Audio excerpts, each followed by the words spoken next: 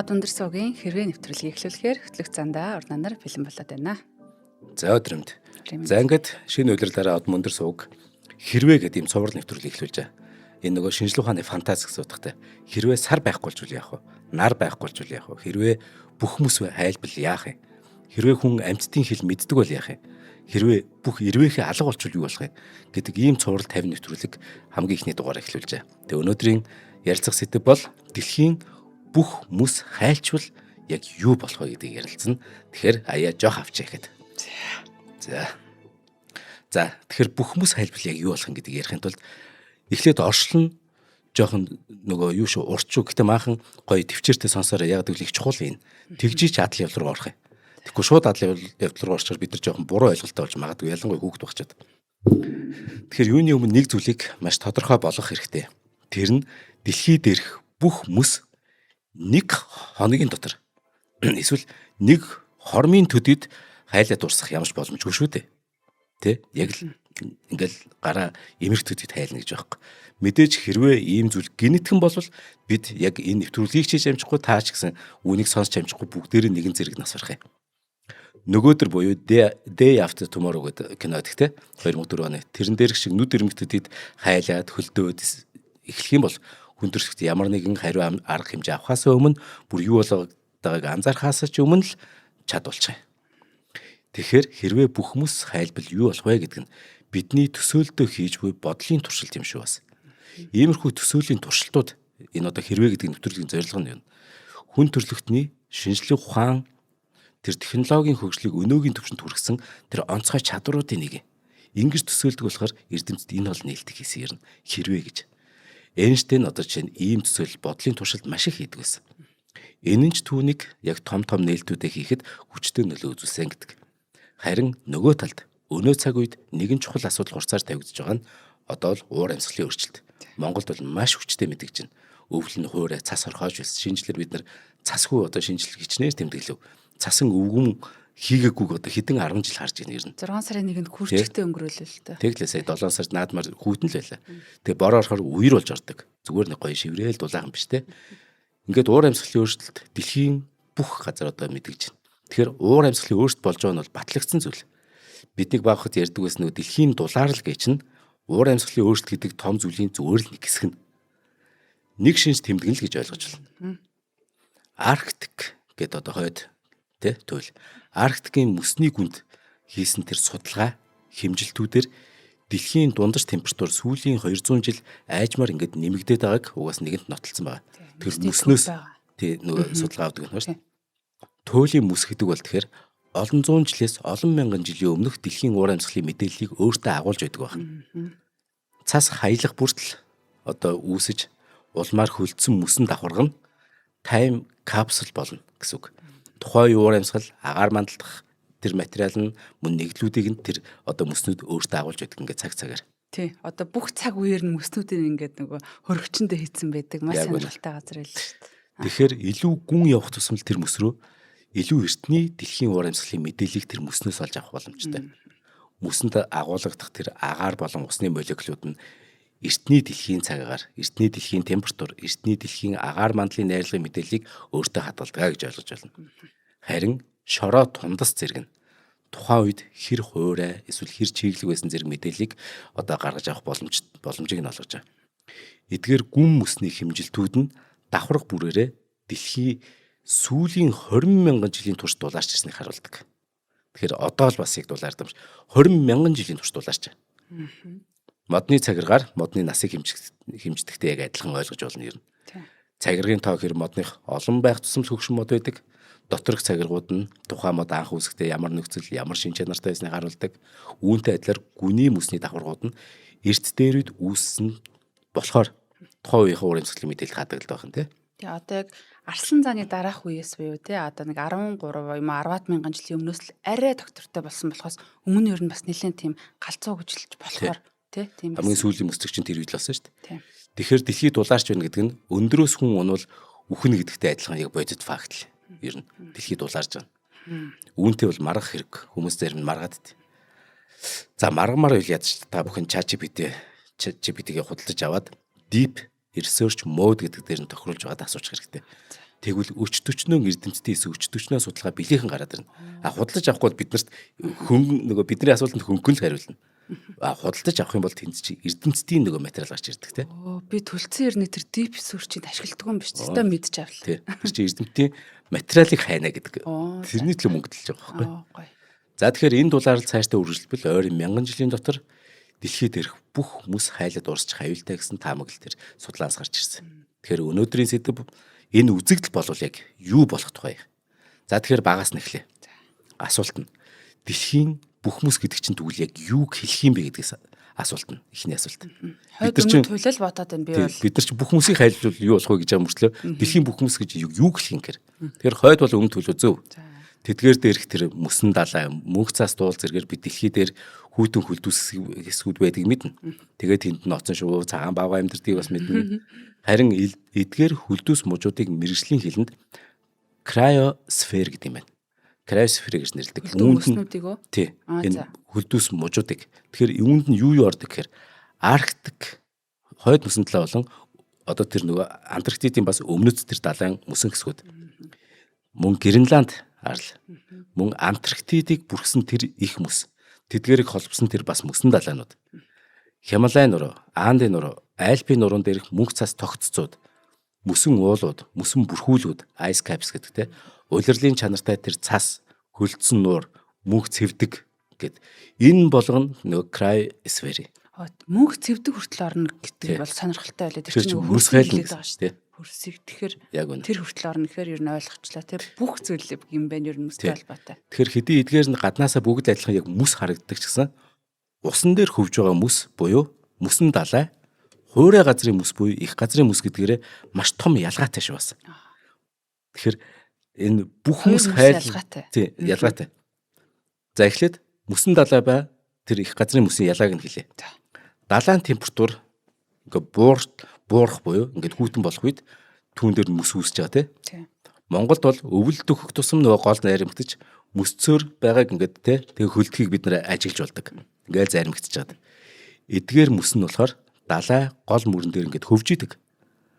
Ийм мөсөн уулуудын хамгийн алдартай нь 100 гаруй жилийн өмнө одоо чин Титаник хөлгийг живүүлж илээ шүү дээ.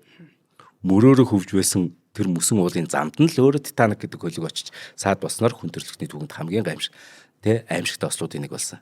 Гэхдээ эдгээр мөсөн уулууд хайллаа гэхэд бидэнд шууд үзүүлэх нөлөө төдийлөн байхгүй. Тэгэхээр энийг зориуд нөгөө онцолж хэлээд байгаа юм.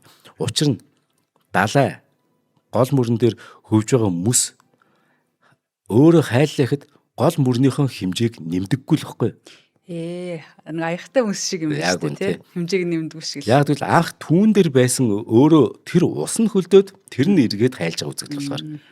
Яг гэдгийг яг урнаа гэлгэр гэртээ тушаад үзэх боломжтой. Гэтэ яг мөс хөлдөөд огорн жоохон нэмэгдэхлийн тий доош нь хайлаад. Мөс хөлдөөдөг савнд ямар хэмжээний ус хийж хөлдөөн яг тийм хэмжээний ус л дараа нь хайлаад үлдэн шүү дээ. Гэхдээ ихэнх хүмүүс үүнийг устай холбоотой өөр сонирхолтой нэг үзэгдэлтэй андуур тохиол байдаг. Жишээ нь жижиг ундааны савнд дүүрэн ус хийгээд хөлдөөчих юм бол цав нь тэрүүн доторх нөгөө хөлдсөн мөсөө барьж дийлэхгүй задарчдаг шүү дээ. Нөгөө ус чинь нөгөө хөлтгөөр тэлждэг учраас. Тэгэхээр ус хөлтгөөр тэр чинь эзлэхүүнээ тэлдэг болохоор түүнийг агуулж байгаа сав нь дийлхэ болол задарч байгаа. Гэхдээ буцаад хайлахад яг тэр хэмжээний л ус гарч ирнэ. Харин гисэх үедээ эзлэхүүнээ багасгах чинь гэсэн үг. Ус хөлдөх үед юу болж байгаа гэхээр усны молекулууд 6 талд дүрс үүсгэж хатуурдаг тийм үү. Тийм учраас хэмжээгээр нөгөө шингүү ихнаас ингээд том болчиход байна. Талт үүсэж байгаа. Тийм 6 талд дүрсний дунд ингээд том зай байдаг. Тэдгээр зай нь хөлдөх үедээ л зүгээр томорж ийн гэж бодож байна. Хайс үед энэ хатуу 6 талд дүрс нь илүү уян зүгээр жижиг л болчих. Тэрнээс усны яг хэмжээ бол гэвэрэ. Тэгэхээр далай тэнгис гол мөрөн нууран дахь мөс хайлбал далайн төвшинг нэмэхгүй байна. Гэхдээ тухайн бүс нутгийн мэдээж уур амьсгалыг өөрчлөлт илүү чиглэл, илүү халуун болгоно, илүү жоон хүүтэн болно гэдэг ч юм уу. Титаник хөлөг явж байгаа бүгд дараад эхэлсэн шүү дээ. Тэгсэн чинь мөс уул ирж ирсэн. Хэдүүлээ сая үүр хангад тэ маш их шуураад эхэлсэн. Гэвч би яг нэг 30 секунд өмнөсөн шүү дээ. Амар мөндөр орхон тэгээд тэгээд та нар яаж мэдээд байгаа гэсэн чи яг мөндөр орсон шүү дээ. Тэр чинь сэрүүх болчихж байгаа юм чи. Тэр чинь хөргөгч ирж байгаа юм чи үгээсээ. Их мэтэр ингээд мэдж болно. Харин их газрын мөс бол эсрэгээр шүү. Өмнө нь ярьсан тэр далай тэнгис дэх мөс болон түүнээс тогтсон мөсөн бүрхүүл хайлчвал их газрын мөс одоо яг далаа руу цутгах хэрэгсэлтэй байхгүй. Тэгэхээр далай дээрх одоо мөсвөлөх тэр хайлтыг далайн хэмжээ хэвээр харин их газрын тэр их мөснүүд далаа руу хэрэг хайлаад орчвол одоо жинхэнэ юу болох вэ гэдгийг ярилцсан гэсэн үг. Учир нь эдгээр мөсөн бүрхүүл нь далайг болон их газрын хуурай мөсийг тусгаарлаж байдаг бол нэг ёсны хил байхгүй. Далай бол их газрыг ингээд энэ мөсөн юу одоо тийм байгууламжууд ингээд заагалж идэг. Их газрыг хил. Энэ их газрын мөс анханасаа нөгөө далайд байгаагүй учраас хэрв хайлах юм бол харин далайн түвшин нэмэн шүү дээ. Ойлгож шүү. Тийм биш үү. Товчхон хэлбэл мөсөн гол мөсөн бүрхүүлүүд нь их газрын мөс далаа руу цутгахаас хамгаалаад байж идэг. Эдгээр нь хайлчих юм бол өнөө мөс маань далаа руу цутгаад далайн түвшин нэмэн. Далайн түвшин нэмэгдэх нь харин хүн төрлөختөн ш тэр их газар дээрх амьтдсан ш тэр бүйл далайн амьтад экосистем ч гэсэн маш аюултай. За тэгэхээр дэлхий дээрх тэр мөс хаанаас бий болсон бэ гэдгийг яриа. Далайг бол ойлгочлаа. Дэлхий дээрх тэр мөснүүд. Тэр чинь л хайлчвал нөгөө энэ сүрэл явчих гээд байгаа байхгүй. Энэ хэрвээ гэдэг нэвтрүүлгийн зорилго нь. Тэгэхээр тэр мөс хаанаас үүссэн бэ? За их дэлхий маань үргэлж одоогших байгаагүй өнөөдөр 8 настай жаалаас 80 настай буурал хүртэл мэднэ. Наацхан л хүүхэд насаа дурсаад үцхэд бид өвөл бүр өөр байсан. Зун бүр ялгаатай байсан. Бидний багад одоо уур амьсгалын өөрчлөлт үнэхээр өөрчлөж байна шүү дээ. Мэдээж энэ хүний мэдэрч байгаа маш өчүүхэн жижиг хэсэг л дээ. Тэ? Гэхдээ л бид нар мэдрээд байна шүү дээ. Ядаж нэг 30 40 50 жилийн дотор нэг өөр болоод шүү дээ. Өвлөн ч өөр, зун ч өөр. Харин тэгвэл бүр дэлхийн түүхээр навч үзье. Дэлхийн түүх бол эн чинь тий бидний амьдрал бол зүгээр нэг секунд хүрэхгүй. Тэгэхээр хүний амьдрал амьд амьтын түүхээс ч урт хугацаагаар бид ярин дэлхийн түүхийг ярих юм бол өнгөрсөн 4.5 тэрбум жилийн амьдралын хугацаанд дэлхий маань төрөл бүрийн бүшлгүүдийг туулсан. За жишээ нь түрүү нэлдэг мөслөгийн үе. Мөслөгийн үед дэлхий дээр Хойд Америкаас Европ, Азийг холбосон тэр мөсөн бүрхүүл үүсчихсэн. Мөслөгийн үе дуусмагц дээрх мөсөн бүрхүүл хайлаад далайн түвшнийг бас нэмжижсэн. Мөслөгийн үе буюу Ice Age гэх хүүхэлтэй ба тийм. Тэр хүүхэлтэй киног эхнээс нь үзэх юм бол хамгийн сүүлийн мөслөгийн иргэн хэрхэн кинон дээр айжмар дуусч байгааг бид үздэг. Эхлээд туйлын хүйтэн байсан. Тэгжээд киноны дараагийн ангиуд дээр мөслөгийн иргэн дуусч уур амьсгал дулаарч байгаагаар харуулсан байдаг. Мэдээж кинон дээр цаг хугацаа баримжаа хэтрүүлэхтэй л дээ. Гэхдээ л ерөнхий дүр зураг нь нэлээд тоймсон байгаа дэрч. Хамгийн сүүлийн мөслөгийн ирний яг оргил үе нь. Тэгэхээр хамгийн сүүлийнх нь ойролцоогоор нэг 20 мянган жилийн өмнө тохиолдсон. Хамгийн сүүлийн мөслөг. Тэгэхээр тухайн үед яасан гэхээр далайн түвшин гээд далайн түвшний өндөр хэд вэ? Янз бүртэй одоо нөгөө дэлхийн татвар ерөнхийдөө зүгээр далайн түвшний өндөр үү? Тийм. Энэ гоё асуулт хүмүүс анзаардаг. Далайн түвшний өндөр тэг метр л байхгүй юу? За. Тэгэхээр тэрийгээ тэг далайн түвшнээс дээш манай цэцэг юм одоо тэдэн метр гэдэг бол далайн түвшнийг ингээд ширээний тавцсан гэж бодох юм бол тэрнээс дээш гэдэг л байхгүй юу? Тэгэхээр тэр хамгийн сүүлийн мөслөг буюу 20 мянган жилийн өмнө далайн түвшин өөрөө 120 метрээр доошо татарсан гэсэн үг. Яг л тэр чинь бүгд мөсччгөр ингээд мөс нь ингээд их газар руу ирээд далаачаа өөр ингээд доошлоо багасчихгүй юу? Тэр 120 метрээр багассан гэсэн үг. 120 м гэдэг чинь ойролцоогоор манай Blue Sky Tower шиг тийм хэмжээ өндөр гэсэн үг шүү дээ. Тийм. Тэгэхээр мөслөгийн ирэн эхлэхээс өмнө Улаанбаатар хот Blue Sky-г давсан далай дунд байжгаад яг бид нар Blue Sky-г яг орой дээр нь манай Улаанбаатар хот байжгаад тэгсэн чи яг тэр нэг мөслөгийн ирэн үеэр тэнгууд нөгөө далай татарна гэдэг нь бид нар тэгээд доошоо олцсон гэсэн үг. Наач ямар сонирхолтой юм. Тий. Далайн түвшин доошлно гэж өстой бас бодоогүй юм. Зүгээр ингээ хөлдчихл байх гэж бодсон. Бүх хүмүүс хайлвал далайн түвшин дээшлээ шүү дээ. Тэр нь яг эсрэг л байхгүй. Дэлхийн нийтээр мөслөгийн үе болчвол далайн түвшин угаас доошлж шүү дээ. Тий. Тэгэхээр мөслөгийн ирэн эхлээд оргил дээцэгтэй хүрэх үед тэр бүх ус татраад алга болоод эргэн тойрон цас мөсөөр хүчигдсэн Антарктидд явж байгаа юм шиг тийм орчин үлчгсэн гэж төсөөлж болох юм. Монголын яг хүйтэн хахир үе шиг хаасайг. За тэгэхээр өдгөө далай тэнгисээр тусгаарлагдсан газрууд тэгэхээр тухайн үед яасан гэсэн үг. Мөсөөр холбогдчихсан байсан гэсэн үг. Далай өөр татарч байгаа учраас зарим нь бүр ингээд арал байсан бол арал биш их газрын нэг хэсэг үйжээд байсан гэсэн үг шүү дээ мөслөгийн үед. Өнөөгийн Их Британи улс жишээ нь Англи те Европтой шууд хил залгаж ирсэн. Ла-Маншийн хоолой эдгээр чинь зүгээр их газар гэсэн үг. Тэгэхээр Франц ингээд зүгээр ингээд те хуурай замаар явсараад Францаас Англи орчихно шүү дээ. Мөслөгийн үед. Одоо чинь Сибирээс Аляск руу шууд нүүдлэх боломжтой. Учир нь өнөөгийн тэр Берингийн хоолойн ус татарсан хуурай газар байсан гэсэн үг. Далайн ус доошлолцох учраас. Тийм болохоор одоо жишээ нь Арслан заан чинь ингэж явсараад Арслан заанг дагж исэн хүн нөгөө Хойд Америкт очиод Арслан заанаа дагсаар яваад Хойд Америкт очсон байгаа шүү дээ. Тэр чинь далай малыг сэлэх шаардлагагүй. Тэгжсэн чинь дулаараад буцаад далайн түвшин дээрлсэн чинь нөгөөдөл чинь индианчууд болчихгүй уугуул Америкчууд. Тэгээд нөгөө Төв Азаас тэд нар чинь нүүдэлсэн учраас монголчуудтай их адилхан байдаг нь тийм шалтгаантай шүү дээ. Тэ? Тийм чинь мөслийн үеэр тэр чинь зүгээр хуурай газар явцсан. Холбоотой юм чинь салчгаар Австрал дээр бас тийм. Австрал ТV амт дээр яг харагддаг. Яг тийм. Ингээд уур амьсгал дулаараад мөс хайлснаар нуруу эрг хавцлууд үүсч өнөөгийн бидний мэддэг дэлхий үүсч. Тэгэхээр яг үнэндээ дэлхийд ирэх бүх хүмүүс 20,000 жилийн өмнөөс хайлж эхэлсэн байх нь. Тэгэхээр энийг бас ойлгох хэрэгтэй тийм. Одоо хуурай газрууд маань үгүй болж эхэлсэн байх нь. Яг дэлхийн мөслөг гэхээр манайхан нөгөө юм бөмбөрцгөн мөс төсөөлөд идэг. Энд чинь бас үгүй шүү дээ. Нөгөө элсэн зүйл мөлчийн бас яг хэвээрээ байж байгаа. Бас тий дандаа бас юм нөгөө хүүтэн бас байхгүй янз бүр байдаг. Нөгөө бөмбөрцгийнхаа хаана вэ гэдгээс онцлогоосоо болоод. Тийм мэдэн шүү дээ. За 20,000 жилийн өмнө амьдардаг гэж бодъё л да. Тэгвэл дэлхийн гадаргын 3/1 нь өөрөө мөсөөр хүчигдсэн. Далайн түвшин нөгөө 120 м бага байж. Ингээд айжимдаа мөс хайлах үед нуур толгод гүн хавцал далайн эргүүд үсээд далайн түвшин айжимны үцээр хагаад яг одоогийн түвшиндээ үрсэн байна. Хэдий уур амьсгал дулаарч ихэнх мөс бүрхүүл хайсан ч гэлээ.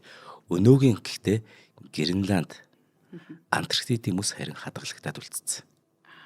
Мэдээж уур амьсгал дулаарсан амьтад зэрлэг амьтад дэлхийд дээрх амьд байгаль маш том нөлөө үзүүлсэн. Тэрний нэг нь жишээ нь бид хүн төрөлхтөн. Бид илүү одоо энэ нөгөө хувьсэлд илүү сайн дассан. Бид нар илүү ухаантай болсон. Тэгээд бид энэ гинжиглэхний альфа амт болсон тийм үү? Аж ахуй эрхлэх боломжтой болсон ядаж тий. За Антарктид Гренландд үлдсэн тэр мөсөн бүрхүүл ингээд дээр нь ингээд цас хаялсараад айжимдаа маш зузаан цас мөснөөс тогтсон тэр бүрхүүлийг үүсгэсээр байсан. Дэлхийд дээрх мөснүүд хайлж исэн ч гэсэн энэ хоёрын харин улам нэмэгдэйлсэн.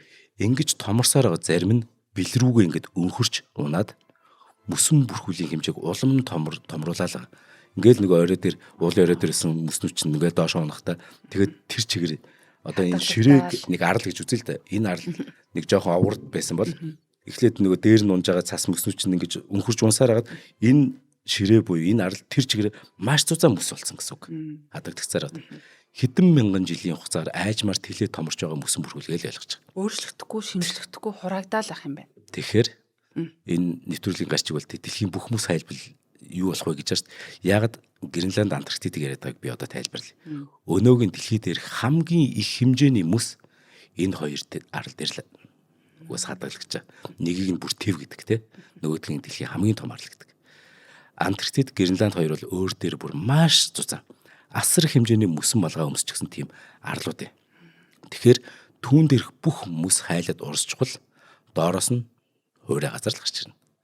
Сүүлийн 50 гаруй жилийн хугацаанд ингэж хайлсан Арктикийн хэсгийн арлуудыг жишээ нь бид Google-с үзэх боломжтой. Сайн байна. Энэ хуурай арлыг уу? Тий. Энэ хайлсан зургууд нь өөр уур амьсгалын өөр дэлхийн дулаалын нэг илэрх шүү. За тэгэхээр ер нь яг хэр их мөсний тухай ярьж байгааг одоо ойлгох гэж хичээ. Тэгэхээр Антарктид Гренланд хоёр ямар их мөс бид нар яриад байгааг. Арктик дахь хойд мөсөн далайн тэр мөс нь 2025 оны байдлаар зундаа энэ ч нөгөө багасч штэ мөс 4.6 сая км квадрат баг эзэлж байгаа тэр мөс нь хойд мөсөн талаа шүү. Энэ Монгол улсын нутаг дэвсгэр 3 удаа Арктикийн тэр мөсөн дээр байрлана гэсэн үг. Монгол улсын нутаг дэвсгэрийг 3-аар оржуулсан. 3 Монгол улс гэсэн үг.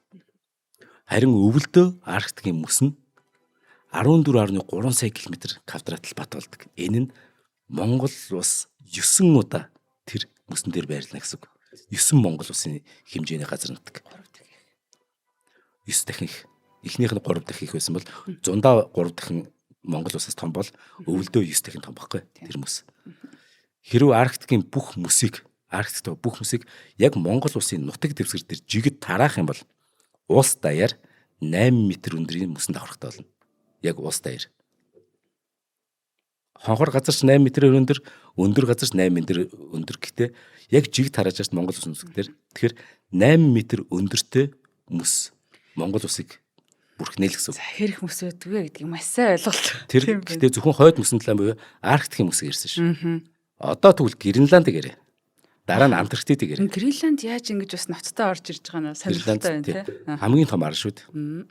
Гренланд арал дээрх бүх мөсийг эх орон дээр жигд тараах юм бол Монгол улс 1.8 км зузаан мөстэй болох юм. Оо юу. Гэтэл бид чинь хойд улаас илүү юм. Хойд мөсөн далайг чинь тий бөө мөс байгаа шүү дээ. Тий. Дээр нь цагаан багваа дээр яваад идэг. Тэрийг маш их гэж бодож шүү дээ. Гэтэл зөвхөн Гренландын мөсийг хэрэг бид нар Монгол улс дээр ингэж жиг тараах юм бол 1.8 км. Оохоо. Тэгээ би ягаад Гренланд бас Антарктид гэж яриадсэн гэдэг нь Арктикийг эхлээд жишээ авсан байхгүй. Улаанбаатар хот тэгэхээр Гренландын бүх мөсийг Монгол улс дээр ингэж жиг тараачих юм бол Улаанбаатар хот өөрөө дунджаар далайн түвшнээс дээш 1300 м өндөр дооштой. Улаанбаатар чинь ингээд дээшээ доошод гүвээ толгод зайсан толгой дөрвөн уул гэлээ өчнөө хонхор газарч байгаа шүү дээ. Тэгэхээр тэр болгон дээр 1300 1800 м мөс тогтно. Тэгэхээр богд уулын хамгийн өндөр өргөл бол цэцэг үн тийм үү. Далайн түвшнээс дээш 2268 м өндөрт байдаг. За хэрвээ Гренландын бүх мөсийг Монгол улсад яг жигд тараагаад бид яг тэр Сүхбаатарын талбай дээрх мөсөн дээр нь явж гин гэж бодъё. Мэдээж доор 1800 м-ийн доор маа нөгөө Чингис хааны хөшөө байгаа шүү дээ Сүхбаатарын хөшөө. Ингээд яг Сүхбаатарын талбайн дээрх яг тэр мөсөн дээр нь ингээд явж ивэл цэцэг үний оргил руу бид нар харна гэсэн үг. Тэр чинь ч гэсэн дээр бас 1800 м мөс байгаа шүү дээ. Тэгээд хэрэг бид цэцэг үнрийн оргил руу ороод цэцэг үн бидний хөл дор 1 км-ийн дор харагдах. Бид нар бол цэцэг үн оргилыг дээшээ хардсан шүү дээ. Сүхбаатарын талбайгаас. 1800 м ингээд нөгөө бүрхчих юм бол мөс бид цэцэг үнийг мөсөн дор доошоо 1 км-ийн доор байгаа харах юм. Оройг нь. Гренландын мөсийг тараавал ямар хөө гэдэг одоо ойлгоо. Ойлголоо. Гэхдээ зөвхөн Улаанбаатараас зөвлөж энэ Монголд аяа шүү дээ.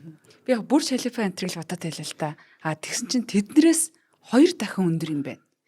Тэр чин бүр оройн ингэж хардаг юм чин тий. Одоо бид нар мөс байлаа гэж бодоход оройг нь ингээ харж чадахгүй юм байна л да. Ер нь тий. Тэр баг нилээн одоо үүлэн донд их хайшаа юм. За тэгвэл Антарктидын мөсийг одоо ярих. За. Сая Гренландыг ярьсан шүү дээ. Антарктидын бүх мөс ямар хөө их хэмжээний мөс гэдгийг. За тэгэхээр хамтран ашиг танилцуулъя. За нэвтрүүлгийн хамтран ажиллагч бол манай алтан гишүүд маань байгаа. Од мөндрийн маань алтан гишүүд гээд бидний хувьд одоо ийм тусгай ийм хаалттай группт байдаг. Ийм хүмүүс маань байдаг.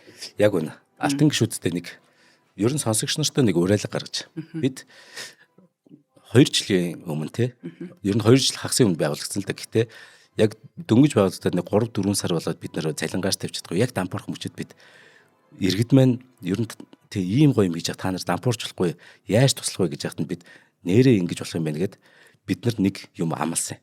Бид тэгвэл яг жилд 1000 нэвтрүүлэг хийж та бүхэн маань харин нэг нэвтрүүлгийг 100 төгрөгөөр сонсож гин гэж бодоорой гэд тэгээд 1000 нэвтрүүлэг хийж юм чинь нэг хүнээс та 1000 нэвтрүүлгийн мөнгө буюу нэг нэвтрүүлгийн 100 төгрөгтэй ингээд жилд 100,000 төгрөг өгж байгаа ч гэдэг ийм уриалгын ус нь биднийг дампуурлаас аварсан. Тэгээ үүнийг бид нар жил болгон хийдэг. Тэгэхээр энэ жил бид нар яаж яах гэхээр гоё сюрприз задлаа. Зарим нь мэдсэн баг, зарим мэдээг баг. Од мөндөр сувг өөрөө 6 сувг болж өргөжж байгаа. Тэрний дөрвийг нь бид нар эхлүүлчлээ. Нөгөө хоёр нь ингээд тэ жоохон байж байгаад бид нар энэ дөрвийг нэг аргалдаг болчиход. Тэгэхээр 5 дахь 6 дахь нэг. Тэгэхээр энэ юун дөрвөн сувг гэхээр од мөндөр маань ингээд за шинжилгээ тань мэдгүй бариад явна. Өөр нэг сувг нь Адар энерги та бүхэн мэддэг гануу шиг нэвтрүүлэг байдаг шүү дээ. Маа цэнгэл байр эдрэн те. Тэгэхээр Адар энерги гэдэг яг намтрын сувг бий болж. Энэ зөвхөн те Монгол хүний намтар шүү. Монгол хүний гадаад хүний эрдэмтдийн намтар, тамирчны намтар гэдэг бүр зүгээр ингээд амьтдын намтар хүртэл ярих. Намтар сонирхдаг хүмүүстэй маш гоё бэлэн одоо үзэхэд. Тий. Тэгээд орд гэдэг бас үг байгаа. Тэгэхээр энэ дээр болохоор данд түүх ярих юм. Монголын түүх, дэлхийн түүх, шинжлэх ухааны түүх, урлагийн түүх, спортын түүх гэдэг. Энэ болохоор дандаа түүх. Бас нэг 10 гэсэн үг байгаа.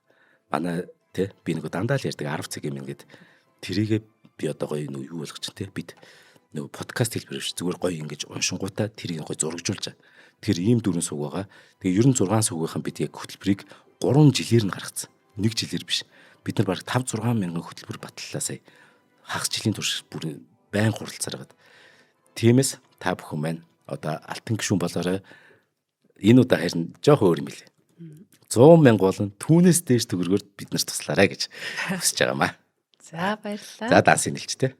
Тэгээ Худалдаа хөгжлийн банкны 94,000 4,000 4191 тэг 4 518 гэсэн од мундар танин мэдхийн сувг эзэмшигчтэй дансанд та өөрийнхөө гар хүчний дугаарыг бичээд шилжүүлэхэд манай алтан гишүүн маргааш өдөр нь болсон байх болно. Тэгээд маш олон хүмүүс маань бас яг энэ мөчийг удаан хүлээсэн. Тэгээд та бүхэн маань яг одооноос эхлээд ингээ алтан гишүүд гүрвтэй тавтаа морилоорой. За ингээ од мундар сувгийн шинжлэх ухааны одоо фантаз буюу хэрвээ гэдэг нэвтрүүлэг, цуврал нэвтрүүлэг 50 дугаар явахыг хамгийн ихнийх нь явуулж байна. Гоё нэвтрүүлэг байна. За тэгвэл Антарктид ТV-ийн бүх хүмүүс хэрэг вэ? Антарктид ТV болохоор энэ ТV шүү дээ бүр тий. Одоо өмнөд туйл тий. За. Тэр чи яг өмнөд төлөг төрсөн их газар байгаа шүү дээ. Том ТV.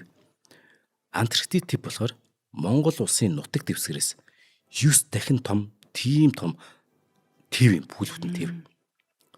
Яг Антарктид ТV дээр мөсний зузаан янз бүр, зарим газар өндөр, зарим газар бага гэдэг ч юм. Гэтэл ерөнхийдөө мөсөөр бүрхэгцэн. Уул нь энэ чинь нэг их газар байгаа ш нэг шороо чулуу байгаа тийм.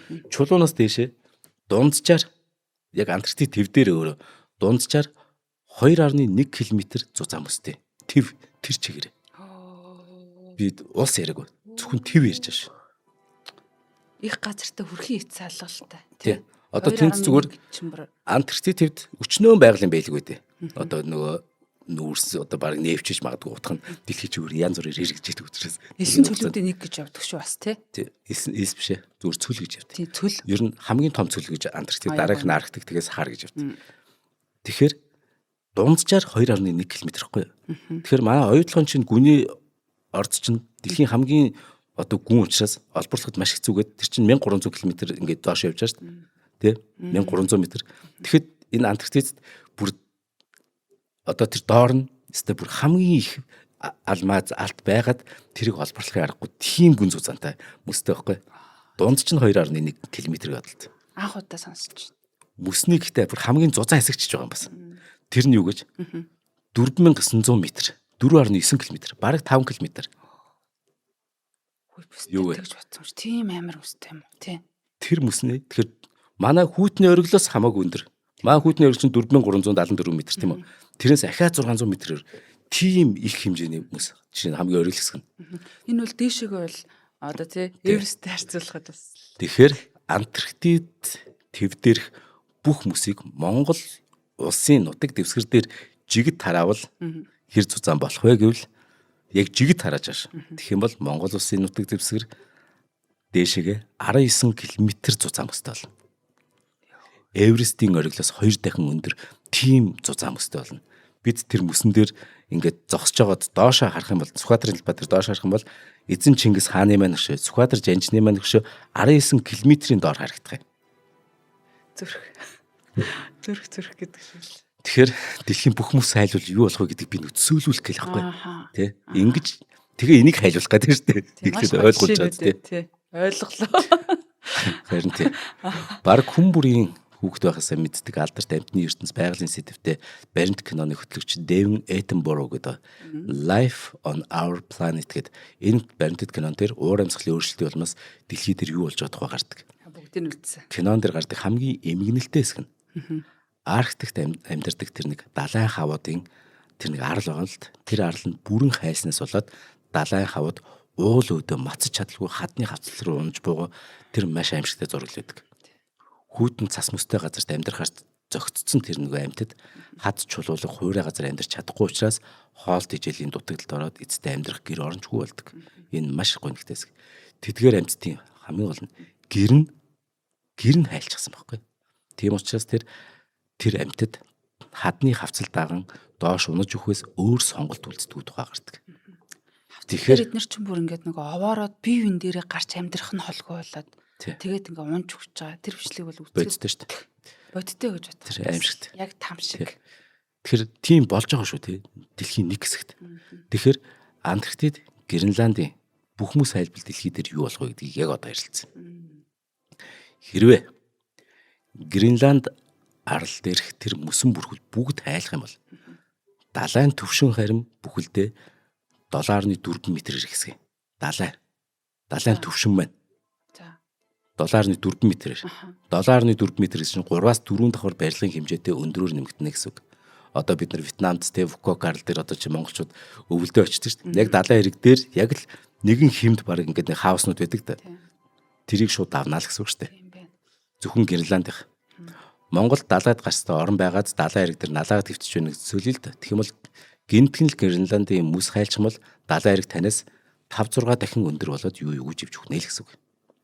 Харин Антарктидын мөс тэгвэл бас бүгд хайлвал яах вэ? Дэлхийн далайн түвшин нийтдээ 60 м-ээр нэмэгдэнэ. 60 м гэдэг чинь 20 давхар барилга гэсэн үг. Далайн эрэг дээр нарлаа твцэж байсан хүн ч биш. Бүр далайн эрэг орчмын 20 давхар хүртэл өндөр байшингууд бүхэлдээ залгиулна усанд. Гэтэ дэлхийн нийтээр шүү. Зөвхөн нэг одоо хэсэг биш. Дэлхийн нийтээр.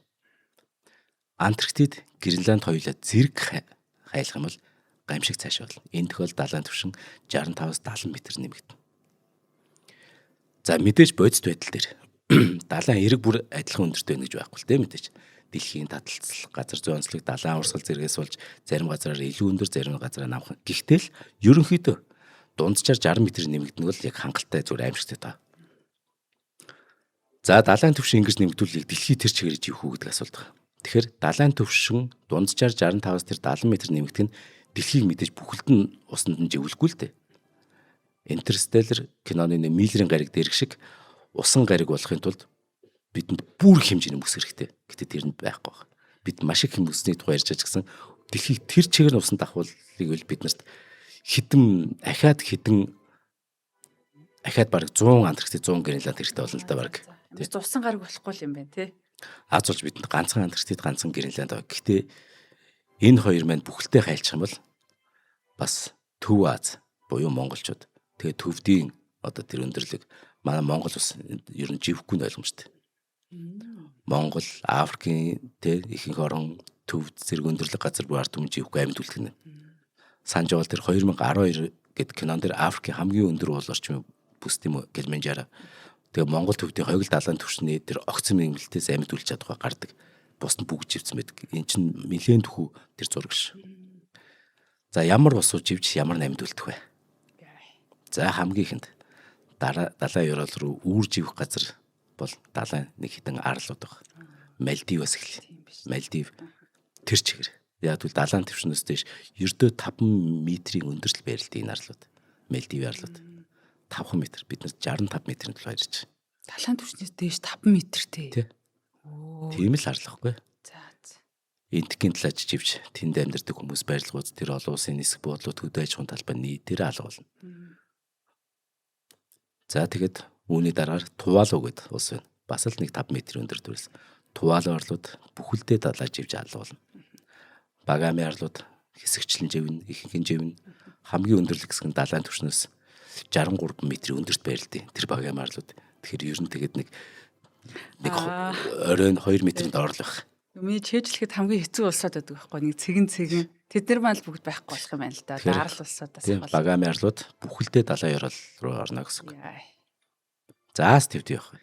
Манай Аз төв. Хүн төрөлхтний хамгийн том бүтээн байгуулалт. Хамгийн эртний түүхүүдийн нэг технологийн хөгжил төвлөрөл Аз твд л байгаа. Мэдээж энэ бүгдд тоолж барамгүй гар цохиролдох төхөн. За тэгэхээр өмнөд хөшөөс эхлэх Хятадаас. Ямар ч тач Хятад бүхэлдээ живж алуулахгүй шүү. Тиймдээс манай зарим хөх толбот монголчууд явж байгаа гүнэгтэй мэдээж магад. Гэтэ ингэж юу н хайр зориуд бид яж хэлж байгаа шүү. Ийм муухай хандлагад бид дургу гэсэн. Хятадын баруун бүс нутаг төвдийн өндөрлөг зэрэг газар нь мэдээж үлдэнэ. Хамгийн түрүүнд гэтээ живж алах болох хотууд бол Шанхай. Тэгээ хөх мөрний сав газар бол бүхэлдээ усан живнэ. Мөн манайхны очих дуртай газруудын нэг Ханчжоугийн далайн эрэг алга болно. Ингээд Тяньжин болон Бохойн эргүүдээр далайн түвшин нэмэгдэн орж ирээд Хятадын хойг хүртэл газруудыг бүхэлд нь иршээлд нь оруулна. Энэ хүч цаашаа үргэлжлэхээр Бээжин хүрнэ. Бээжингийн өмнөд хэсэг бол бүхэлдээ усан давтаад баруун хойгоороо Монголтой илүү ойр хэсэг нь л үлдэх юм. Ингээд тооцоолд ор хаяж тэнд зөвхөн Хятад улсад хагас тэр бөмбөн живж өгнө гэсэн үг. 500 сая хүн. Хонконгийн уулархаг тэр арлууд нь үлдэнэ. Гэхдээ мэдээж эргүүд нь бодоол. Гуанчжоу болон Шинжээний намдар газрууд тэр нөгөө Совдон мөрний ойр чинь бүхэлдээ далайж байна. Хонконгийн төв болон хойд хэсэг бүхэлдээ далайн ёроол далуу болоод энэ үзэгдэл цаашаа Нанжин, Ухаан гэд мужууд руу үргэлжлэнэ. Эдгээр мужууд дахь бүхэл хот, тосгод, ургамал, амьтад бүгд живж эцэст нь хятадын өмнөд муж бүхэлдээ далайд авцсан дүр зургийг төсөөлж байна. Хэдэн зуун сая хүн хүж өргөж, хэдэн зуун мянган барилга байгууламж бүтээн байгуулалт живж алуулахыг төсөөлөхгүй. Тэгэхээр усан жив хотуудыг зүгээр одоо ахаад дурдах юм бол Шанхай, Тяньжин, Гуанчжоу, Шинжэн, Ханчжоу, Хонконгийн намд оргисгүүд гээд ингээл цаашаага илүү нөгөө хамгийн том хотууд нэлж байна. Цаашаага хэдэн мянган хотууд үргэлжлэнэ. Монголд юу болох вэ? Дээрх аюул шууд утгаараа Монголд мэдээж нөлөөлөхгүй. Бид чинь далайн түвшнээс дунджаар Монгол улс маань өөрөө 1580 м өндөрт байдаг. Тэгэхээр бид нар 1580 м өндөрт байдаг бол 1515 м өндөрт л болох юм. Бид чинь дунджаар 1500 далайн түвшнээс дээш 1580 м өндөрлөгт байдаг Монгол улс. Дунджаар шиг бүгдийг ингээд дундчлуул. Тэгэхээр далайн түвшин 65 м-ээс нэмэгчвэл бидний дундаж өндөр маань 1580 м биш 1515 м л болох байхгүй. Нэг ялгаа гарахгүй. За. Хамгийн намдор газар ч манайх одоо чинь далайн түвшнээс дээш 518 м ч үлээ. Тэр хавц байгаа шүү дээ. Тэ? Гой балтад саяхан тэмдэглэдэг. Тэр чинь 5 м-тэй харьцуулахад бол тэ бүр дээр л юм байна. Мальдивтэй харьцуулахад. Далай бол одоо Бээжин хүрт сунж ирсэн ч гэсэн бид далайн түвшнээс доор хаяж тэ дөрөв хамгийн намдор газар маань өөрөө 450 м-ийн дээр явах нь ш далаагаас. Ер нь тийм аюулгүй гэж өстэй ботсонгүй. Хятад бол өмнө 3 сая хүн өрийн улмаас бас хүч өргөжсэн юм тохиолдол болж исэн учраас хятад бас яах вэ гэж бодоод байлаа. Гэтэ өөр аюулууд монголчуудад мэдээж шууд нөлөөлнө. Монгол улс илүү тийм халуун, илүү чиглэг урамсгал болно. Энэ гэхдээ сайн сайхан зүйлийн тухай яриаггүй шүү. Тийм ээ. Монгол орчин бүс нутгийн дундарч температур өөрөө 35-40 градус болно. Тэгэхээр одоогоос хамаагүй халуун, хамаагүй чиглэг зунтаа болохын хажуугаар нар шарсан тэр халуун үеийн давтамж нь маш ойрхон болно. Одоо нэг Европын хит халуун орн одоо зун болж штэ. Heat wave гэдэг халуун урсгал дайрч өнгөрдөг. Нэмэх 40 хэмээн огцом халуун болоод зарим тохиолдолд хүмүүс гудамд аргаж яваад зүрхний шигцэс болдог. Яг иймэрхүү үзэгдэл Монголд байнга тохиолдно гэсэн үг. Ингээд мэдээж Антарктид болон Гренланд хайлж байгаа юм чинь манай улсын Алтай бүс нутгийн тэр мөсөн тогтцоод мөнх цас уулын мөс бүхэлдээ мэдээж бас халуун болно гэсэн үг. Тэгэхээр тэнцэнс их авдаг бүх голууд байхгүй бол манайх зүгээр гол ус маань бүгд татвар ширгээд бид нар зүгээр үхмэл халуун цэглэл болно шүү. Нэг зүгээр бороо хур орлоо гэх нэг гүйр болдог. Нэг гоёор төсөөлөх ямар шаардлагагүй шүү. Ямар сонио эсрэг үйлдэл харагдаж байна тий. Алтай уулсын дунджаар 331 км² газар нутгийг хамарсан тэр мөсөн тогтц юу ч хаалга болно. Энэ эргээд бид нар одоо Монголд бол цэвэр усны бүр хомсдолд орно гэсэн үг. Тэгэхээр хэдийн манай бас бүхэлдээ далайн орол живж урсах аюулгүй ч гэлээ. Далайн түвшний тэр огцом нэмэгдлээс үүсэн уур амьсгалын өөрчлөлт нь манай нутгийг хүн байтугай амьд амьтч амьдрахад хэцүү тийм хачим цэвэр усны хомсдолтой тийм орн болгоно. Үүн дээрээс нэмээд за маах ядаж ингээд далайн түвшин гинт нэг секунд дотор биш ч гэсэн ер нь ингээд огцом ингээд мөс хайлаад эхлэх юм бол хотууд угаасаа живж эхлэн тийм үү. Тэгэх юм бол эн чин дөрвөсдийн бид нар уус болно. Ер нь бол Монгол руу зугццгаана. Тэг гიშгэх газар хэрэгтэй юм л да тэр чинь хэдийгээр ямар цөл байсан ч гэсэн тий. Тэгээд дээрэс нь энэ хит халтын болоос Монгол орны мөнх цэвдгүүч нөр хайлаад одоо хөрсний гулгалт үүснэ. Энд чинь аимшигтэй бол хөрсний гулгалт их аимшигтэй гэсэн. Тий. Ингээ бодвол Улаанбаатар орчмын газар нутаг хөрсний гулгалтанд гуслалт өртөд маш өндөр болно.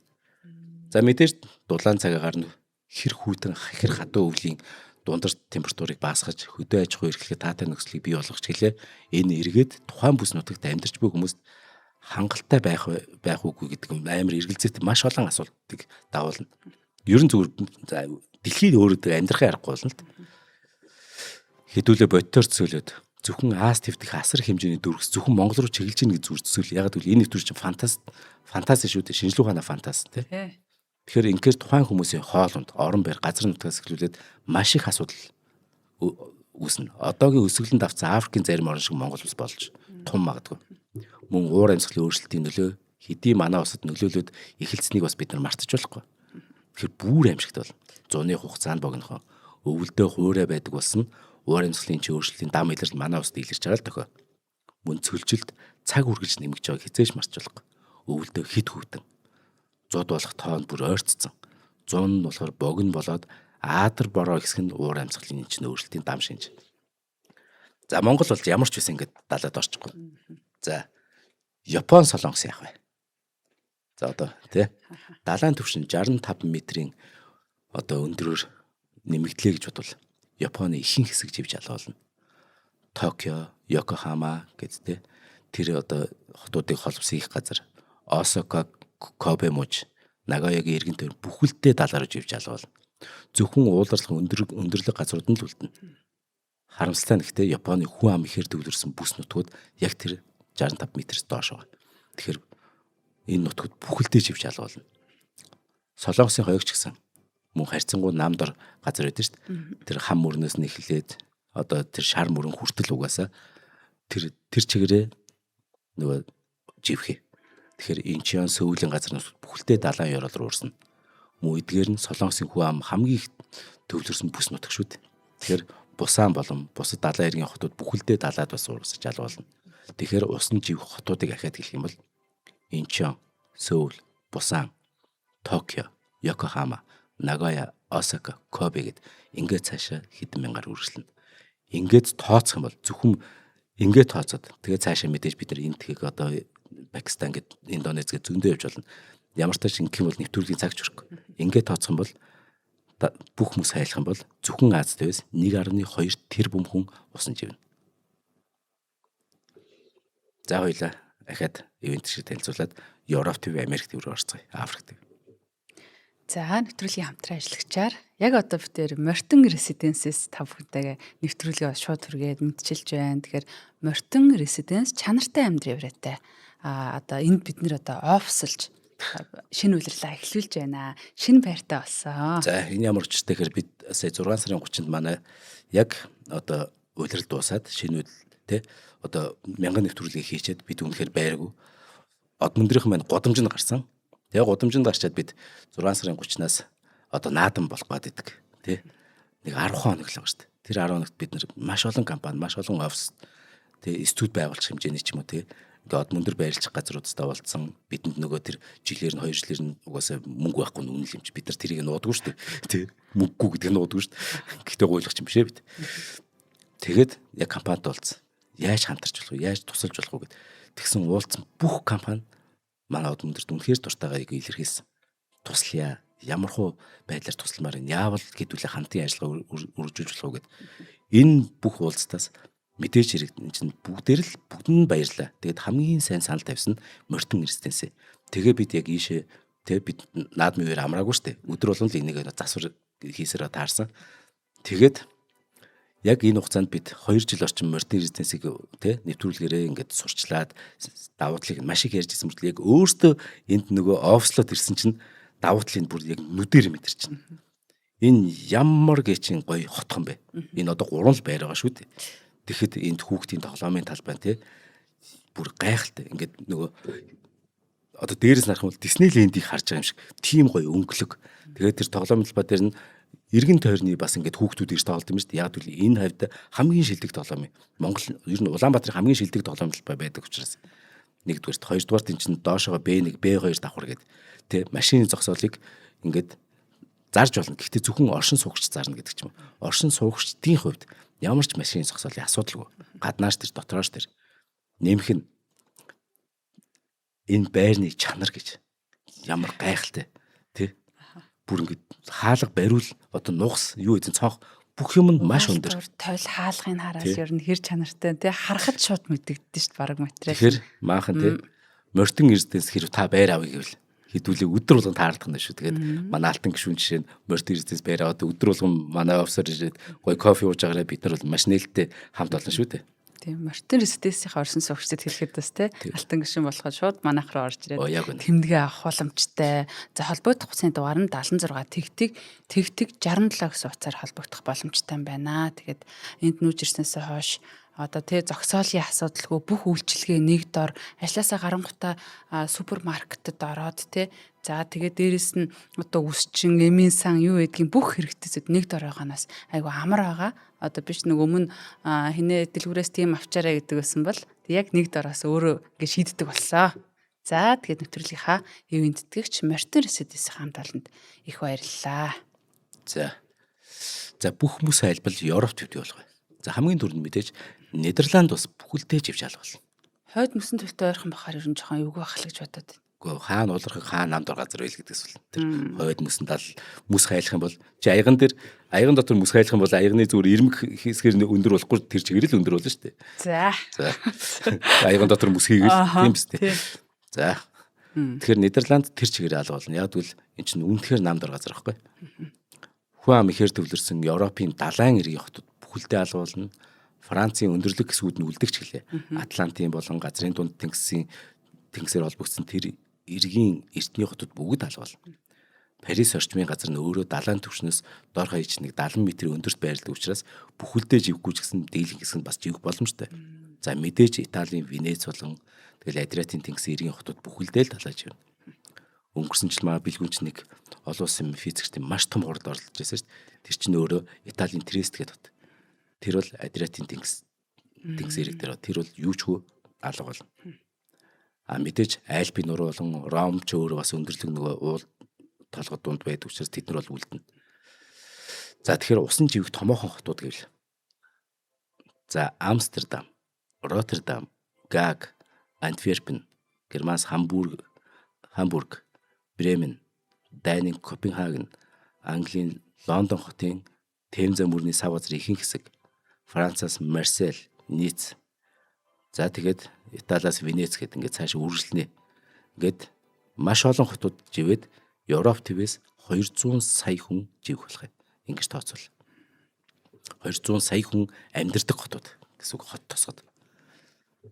За Африк төв. Африк бол өөрөө далайн түвшнээс их өндөрлөг байдаг учраас харьцангуй бага хэсгээ яг энэ твийн хувьд далайн ёрол руу алдна. Мэдээж хамгийн ихний далай руу урсаж алгуулах газар нутаг бол мэдээж Нийл мөрний давуу хотод. Энэ орчмын газар нутаг бүхэлдээ далайд үүрж ивнэ. Энэ хэсэгт алдарт нөгөө Кайрын намдор газрууд ордог. Тийм учраас тэр хэсгийн бүснүүд бүхэлдээ алгуулна. Тэгэхээр одоо яг ингэж төсөөлөе л да. Гренланд, Антарктидын мөс хайлтсан. Тэгээ бид нар зүгээр тэр далай түвшин нэмэгдсэн ингээд завтай явж нэг жутсан чинь нэг холоос харахад нэг арал юм шиг юу юм шиг ингээд харсан чинь пирамидын орой цохож байгаа. Далайд орсон. Пирамидуудын орой. Тэгж төсөөлөх хэрэгтэй. Далайгаас цохож гин гэж боддоо. Ингээд далайн хүч цаашлсаар одоо тэр Гвиней болонгийн тэр Найжириа гэдэг тэр Нигерийн одоо тэр өмнөд хэсгэр үрээд тэр авийн бүхэл хотуудыг иргэшээлд орлоо. Хамгийн их хүн амтай улс шүү дээ Африк төв. За тэгээд цаашаа Ган хүртэл үргэлжлэн сонирхолтой нь Мадагаскарын арал маань харин хэмжээгээр жижигэрнэ. Гэхдээ төв хэсэгт ингээд тунж үлдэнэ. Ямар ч Мадагаскарын арал бол тэр чинь асар том арал та. За усанд живэх хотууд гэх бол Африк твээс Египтээс Александрия, Кайрын одоо тэр нөө Нийл мөрний эрг орчим бэлчэр. Тэгээ Нигерийн Лагос, одоо Ганы Акра, тэгээ Банжул гэх мэт эдгээр бүгдээрээ юучгүй усан живнэ. Тэгэхээр энэ Африк твээс 180 сая хүний тухай ярьж. За Египтийн жишээ их гоё ойлгууллаа л да. Хэр их усан живэх вэ гэдгийг тий. За Америк. За хойд Америкаас Америк, Канадын хувьд маш олон хотууд мэдээж далайн орол руу шууж ивнэ. За Өмнөд Америкаас бол бас их байгаа. Инхээр ер нь Америк твд ер нь байдал нэлийн хүн тусгай. Хойд Америкаараа гайг Өмнөд Америк жоох ялгаагүй шүү. Би зүгээр юу яачих вэ? Тамга хэлчлээ. Үгүй зүгээр шууд хотууд нь хэлчих. Тэгэх юм бол ойлгоно. За хойд Америкаас хэдэн мянган хот ярьж байгаа ш. Би зүгээр хамгийн их хүн амтыг нь зүгээр дурдж байгаа ш.